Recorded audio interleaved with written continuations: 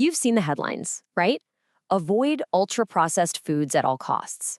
It seems like such a simple rule to live by, a clear line between what's good for you and what's bad. But what if that simple rule is actually making things way more complicated? Let's get into the real story, the one that's hiding behind those headlines. So, it kind of begs the question, doesn't it? If this stuff is really as dangerous as we're told, why can you still buy it everywhere?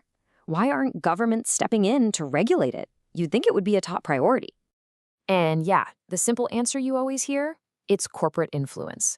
The story goes that big food companies are lobbying politicians and fighting any regulation that might hurt their bottom line. And, there's definitely some truth to that. But what if that's not the whole story? Not even close. What if the biggest hurdle isn't just about politics, but about the science itself?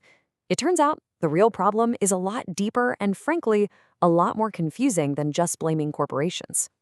See, the real challenge, and this was pointed out in the journal Nature Medicine, isn't about whether we should regulate these foods.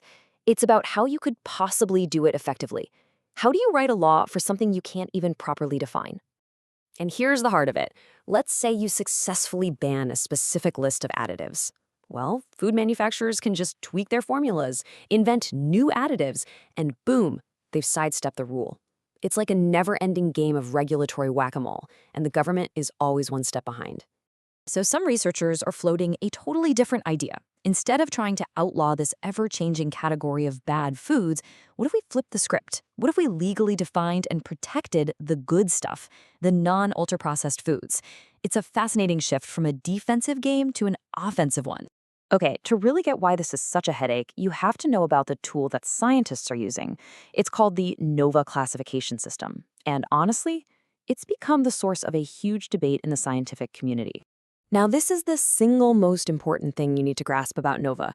It has absolutely nothing to do with nutrition. It doesn't look at sugar, fat, fiber, or vitamins. Its one and only job is to ask, how was this food made? And that singular focus, well, that's where all the problems begin. And this is where the whole thing just kind of falls apart. Check this out. One study found that a staggering 90% of whole grain foods, the stuff we are constantly told to eat more of, get labeled as ultra-processed by the NOVA system. All of a sudden, the heroes of a healthy diet are being cast as the villains? This just makes it crystal clear, doesn't it? On one side, you have a nutrient-dense, high-fiber whole grain bread. On the other, a sugary kid cereal. From a nutritional standpoint, they're worlds apart, but to the NOVA system, they're both just ultra-processed. This is the fundamental flaw that has so many scientists raising the alarm. And look, this isn't just a few random critics. We're talking about a growing consensus from major academic institutions and professional health organizations. They're all starting to push back against this overly simple idea that processed automatically means bad. This brings up the human side of the whole debate. For a lot of families, things like fortified bread or cereal are an affordable, accessible way to get crucial vitamins and minerals.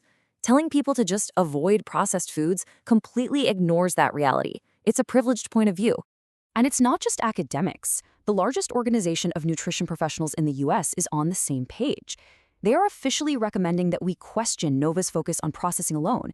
Instead, they say we should be teaching people how to build healthy diets with affordable foods, even if some of them are technically ultra-processed. Stanford University doesn't mince words either. Their health education department came to a very clear conclusion.